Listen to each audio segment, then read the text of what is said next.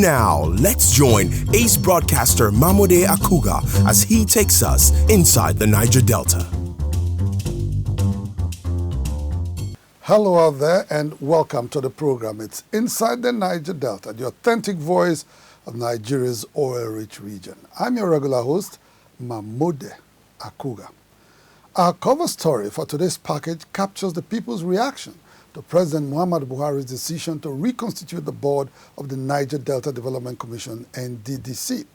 Recall that President Buhari last week sacked the Dr. Pius Odubu-led board and directed the Joy Nunye-led interim management team to remain in office and supervise the planned forensic audit of the NDDC. Our second story in today's package expresses the people's feelings in the Niger Delta about moves to establish regional development commissions in virtually all geopolitical zones of the country. And finally on the program is a special report on indigenous oil giant Belemaoil, which recently received an award from the National Human Rights Commission for advancing the socio-economic rights of Nigerians. Inside the Niger Delta, the authentic voice of Nigeria's oil-rich region, will be right back after this time out. Don't go away. Inside the Niger Delta. Glad to have you back on the program. If you're just joining us, it's Inside the Niger Delta, the authentic voice of Nigeria's oil-rich region. Niger Deltans have continued to react to President Muhammadu Buhari's move to reconstitute the Dr. Pius Odubu-led board of the Niger Delta Development Commission, NDDC. While some describe the move as long overdue, others want the Buhari administration to revisit what they consider an ailing commission. Correspondent Lovely Ofigo tells us more. President Muhammadu Buhari last week broke his silence on the leadership controversy rocking the NDDC with a sack of the Pius Odubu-led board. Shortly after the board nominees were confirmed by the Senate, a three-man interim management led by Dr. Joy Nunye was inaugurated in October 2019 to pilot the affairs of the NDDC and oversee its forensic audits as directed by President Buhari. The new twist in the leadership of the NDDC has caused a rift between the presidency and the Senate. In November 2019, the nation's apex lawmaking body directed the Pius Odubu-led board to immediately take over from the interim management team, whose appointment it described as illegal. The directive was greeted with mixed reactions from diverse groups in the Niger Delta. The Senate has given an expeditious screening and confirmation to the board. I do not see any reason why to date the board has not been inaugurated. Who is more qualified to handle a forensic audit than the current substantive MD of the board, Bernard Okumagba, a well-known financial expert, a man who has served as a commissioner for finance in Delta State, a man who has seen it all in terms of finances.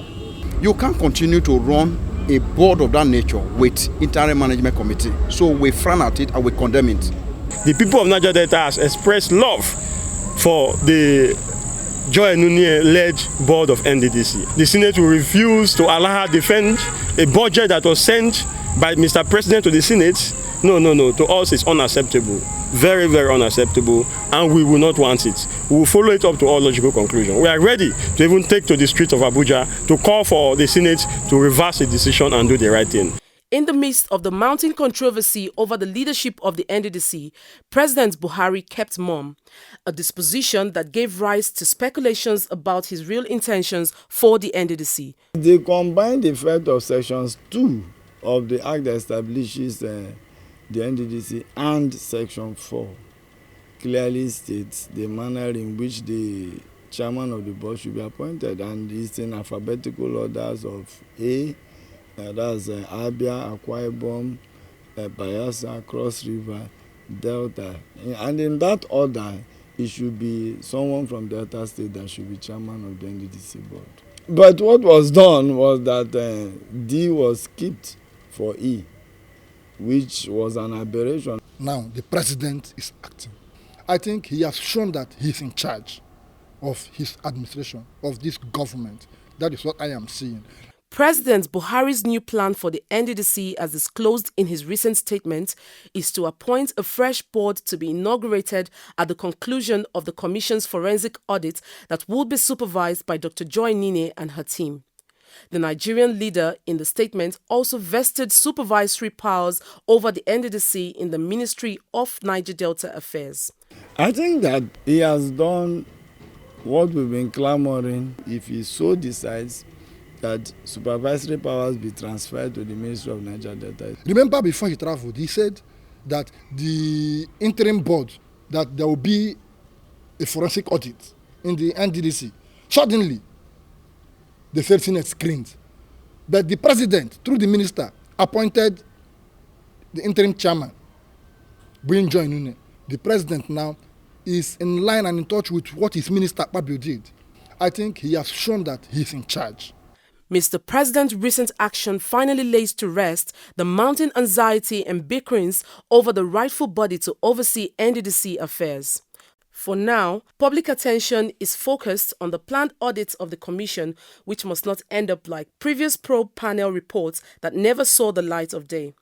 The expectations from the anticipated board, when it is finally constituted and inaugurated, is to bring about the paradigm shift in managing the affairs of NDDC, which is yet to fulfill its mandate as an intervention agency in the Niger Delta. Inside the Niger Delta. The Pan-Niger Delta Forum (PANDEF) has reacted to President Buhari's decision to reconstitute the board of the NDDC. An exclusive interview with Inside the Niger Delta in the nation's capital territory, Abuja, spokesperson for PANDEF, High Chief Anabs Saraigbe, endorsed the move to reconstitute the Dr. Pius Odubu-led board of the NDDC. He said the president's decision to inaugurate a new board at the conclusion of the planned forensic audit of the NDDC was most welcome. We welcome the forensic audit from day one, ab initio. And we also support any means that will give us transparent and open investigation of the agency. I'm also in support that the NDDC board is put on hold until we have the forensic audit, because there are also accusations of the senators who are in the habit of rushing for the immediate inauguration of the board, because it seems the way they were cleared, the way they were rushing and the way they were behaving shows that they have so much to cover. We don't want any sacred cow. The region wants to know why the NDDC has not been performing well, why NDDC is not being properly run, and what has happened to the huge resources that has been allocated to the NDDC with all the abandoned properties all over the place. So we quite appreciate, Mr. President. We believe that after the audit, anybody coming there will sit well. The people of Niger Delta need to be patient. First thing first, let us know the true state of things in NDDC. Let us know what is actually going on there. Let us know where have they invested our money. Let us know who are the contractors who abandoned the jobs. Thereafter, Niger Deltans will be appointed to run NDDC. The people they will appoint, they don't come from the moon. They will be from Niger Delta. Anybody from Niger Delta that is appointed, we have no problem with that person. We welcome anybody that is appointed. But let us start on a clean slate so that we know that what they are doing, those people are clean and they will follow the procedure that will be laid down by the audit report. High Chief Saraigbe also maintained that President Buhari has, through his recent actions, sufficiently resolved the controversy surrounding the appointment of an interim management team to pilot the affairs of the NDDC. We are happy that our son is now supervising the NDDC and the other intervention agencies. So people may not be happy that somebody has come to curtail or to stop some of the activities that has been going on. So those things are there. As regards appointment, no minister can appoint people of that magnitude, particularly when Mr. President has approved an audit without the approval of Mr. President. So Mr. President has finally owned up to say he approved the audit, he approved the committee. So there is nothing to worry about. Akpabio, we are still going watching him to see that he does what is right. Because we want to make sure nothing is put under the carpet. We want to make sure all the files are dusted and presented before the audit. We want to make sure that every secrecy, every corruption, every atom of crime in NDDC is exposed, so that we'll get a better NDDC. PANDEF says it will support any process that will enthrone probity and accountability, not only in the NDDC, but in all ministries, departments, and agencies of the federal government. Inside the Niger Delta. The clamor for the establishment of special development commissions for each geopolitical zone of the country is giving some Niger Deltans cause for worry. Consequently, they are calling on the federal government to ignore those spreading the campaign for multiple regional development commissions in the country, as it will further incapacitate an underperforming Niger Delta Development Commission, NDDC, and deprive Nigeria's oil-rich region the attention it deserves as a special area in need of accelerated development. Correspondent Ekena Miofori has more. Following the establishment in 2017 of the Northeast Development Commission (NEDC), have been calls for the replication of regional development commissions across Nigeria's 6 geopolitical zones. The National Assembly is already inundated with proposed legislations to give legal backing to the establishment of commissions that will promote rapid and even development in all parts of the country. Inasmuch as they are not against any genuine attempt to tackle the collective challenge of underdevelopment faced by all sections of the country, concerned Niger Deltans are worried that the current clamor for regional development commissions is politically motivated. The challenge we have in this country is that we play politics with practically everything. You cannot have a Northeast Development Commission, Southeast Development Commission, and any other development commission just because there's a Niger Delta Development Commission. Go to the philosophy and find out why we should have a Niger Delta Development Commission. We are the goose laying the golden eggs, and we deserve informed discrimination. Justified, you should be treated better than any other because we are the ones feeding the nation, and it's just legit. In the event of the creation of regional development commissions across Nigeria's 6 geopolitical zones, opponents of the idea fear that it will cripple an NDDC that is already bogged down with inadequate funding by the federal government. Development commissions should not be created when there is not an emergency situation. The case of the Niger Delta is unique. We are the ones suffering from oil degradation. We are the ones suffering from air pollution. And that was why we needed the NDDC. We are the ones with a developmental deficit, infrastructural deficiency. So that is a poignant case, as opposed to when you are looking at you want to build roads in an area or you want to tackle, because in the Southeast case, they are talking of the menace of erosion. The next thing the Northwest will say it wants to tackle desertification too. Therefore, they need, the Southwest will talk about congestion and other things. The Niger Delta suffers a unique detriment, and it provides over 75% of the nation's foreign exchange earnings. And yet, what is the level of development in this South-South region? For anybody to think about trying to replicate NDDC, then that person simply don't seem to understand the importance, the role NDDC seem to play in the Niger Delta. That's what it simply is.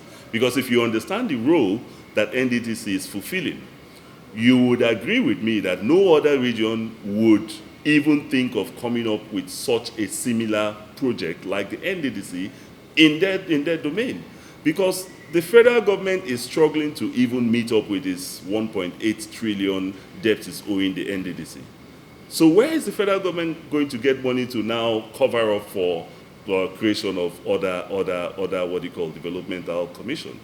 By the way, you have the states. It means you're going parallel with the federal constitution of the Federal Republic of Nigeria. which simply states that the different state parastatals, the state governments, are meant to run the various states.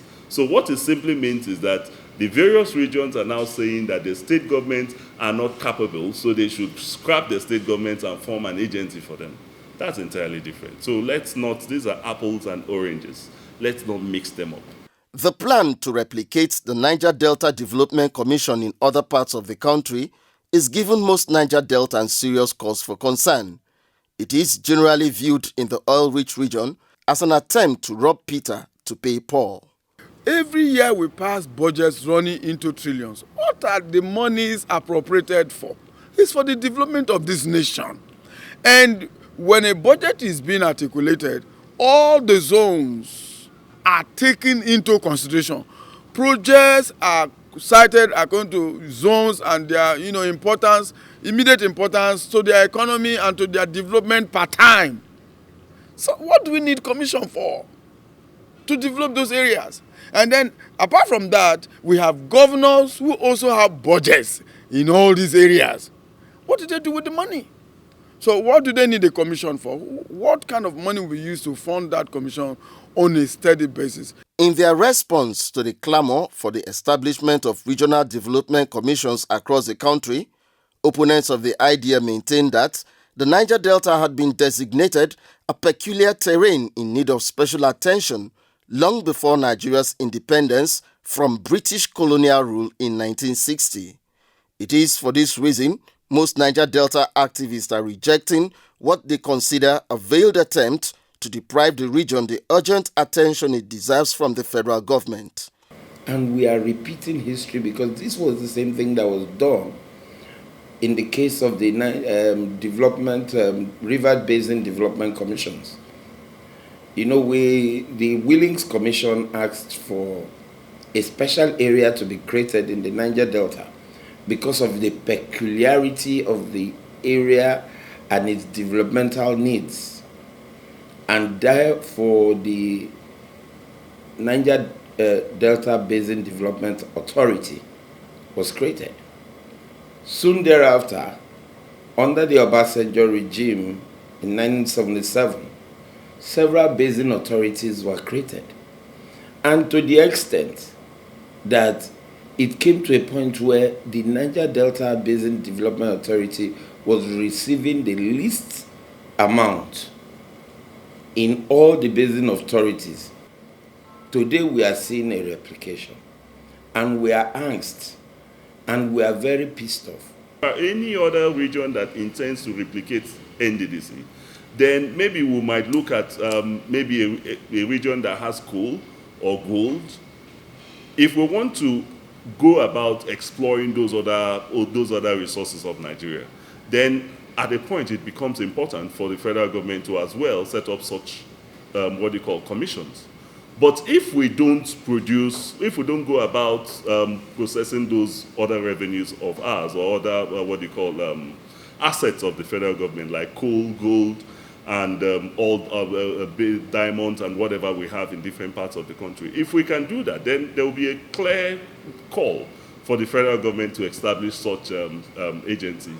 But for now, the federal government solely depends on oil. And for now, that's basically what would only suffice. The Niger Delta Development Commission was established in 2000 through an act of parliament to address an age-long crisis of underdevelopment that has become the lot of oil-producing communities till date. In view of their predicament, not a few Niger Deltans consider it a moral burden on the federal government to give a thought to the proliferation of regional development commissions that would most likely emerge at the expense of the beleaguered Niger Delta region. Inside the Niger Delta.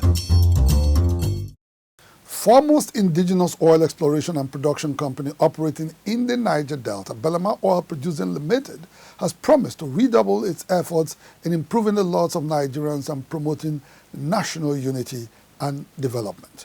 The pledge is a response to a special recognition accorded the company and its founder, Engineer Tein Jr., by the National Human Rights Commission as champions of socio-economic rights in the country. Correspondent Chika Bodozie has details. At the just concluded maiden edition of the Human Rights Awards organized by the National Human Rights Commission in the Federal Capital Territory of Abuja, Belemaoil Producing Limited and its founder, Tein Jr., were recognized for their exemplary role in championing the cause of vulnerable Nigerians. The indigenous oil giant and its founder were singled out for the award in appreciation of their life-transforming projects, including the provision of potable water in 16 states of the Federation and the facilitation of regular medical outreach programs across the country. I have been requested by the National Human Rights Commission to present to you this very important and historic award to you for your contributions in the water supply in the country and by implication in promoting human rights agenda in Nigeria. I do hereby present this award to you. Congratulations.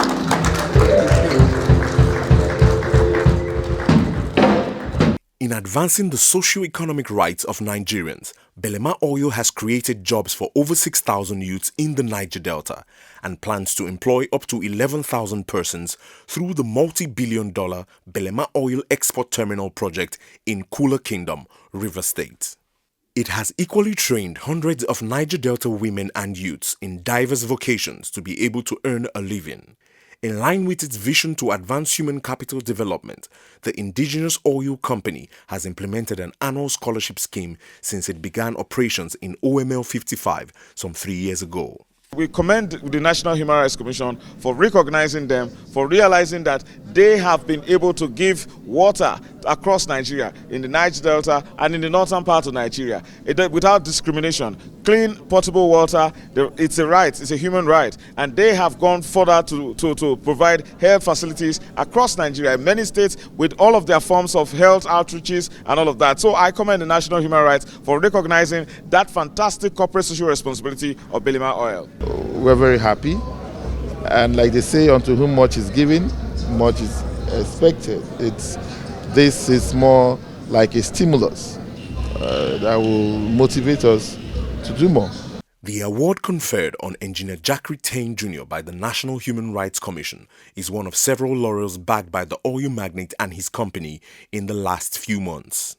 Only recently, the Northern Youth Council of Nigeria conferred the Sir Ahmadu Bello Platinum Leadership Award on the founder of Belemaoil at a brief ceremony in Port Harcourt. We want to tell you today, without even an iota of equivocation, that you are made of pure gold, and the Northern Youth Council of Nigeria, we are proud to associate ourselves with you. Congratulations, sir. Thank you. The Northern Youth Council of Nigeria, an umbrella body of youths drawn from the 19 northern states of the country and the Federal Capital Territory, noted that the award was in recognition of the immense contribution of Engineer Tein Jr. in nation-building, human capital development and empowerment of youths across the country. We try as much as possible to find ourselves worthy mentors whom we believe have demystified service to humanity. And during our Congress meeting, which took place in Arewa House, the founder of this great company was nominated to be among this year's recipients. And as God will have it, we are here today to identify ourselves with you and to also appreciate the work we are doing. We are doing towards impacting on the youth, on the lives of the youth. At a time when the Nigerian youth are facing near relegation from the national scheme of affairs, you have indeed continued to exhibit youth-friendly disposition and humane care to ever come your way, thereby displaying an unmatched nationalistic leadership style that has given us, the youth, a renewed hope as leaders of tomorrow. Engineer Mofo Welsh, head of Belemaoil's Engineering and Production Directorate, who received the award on behalf of his boss, promised the company's support to the youth body and other groups working for the country's unity and progress. I, on behalf of the President, will receive this award and the certificate in good faith, and we hope to support you in all that you do. Now, going forward is a Northern Youth Forum. So some people ask, Why our operations in the south? Why are we going towards the north? Because we are one Nigeria. We must remove that aspect of and from the north and from the south and from the east. We are all one Nigeria. And because we are all one Nigeria, we will give you all the support and all that you need in accomplishing your vision.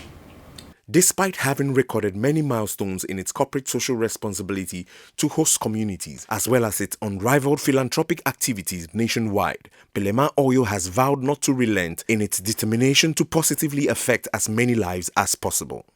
Well, congratulations to Belemaoil Producing Limited and its founder, Engineer Jack Tein Jr. for the recognition of their sustained campaign against poverty and underdevelopment by the National Human Rights Commission and other non-governmental bodies. Well, that's how we wrap up our program on Inside the Niger Delta for today. Program will return same time, same station next week. Until then, you can follow us on our social media handles showing right now on your screen. The same time, same station next week. I am Mamode Akugha saying thank you so much for watching and bye for now.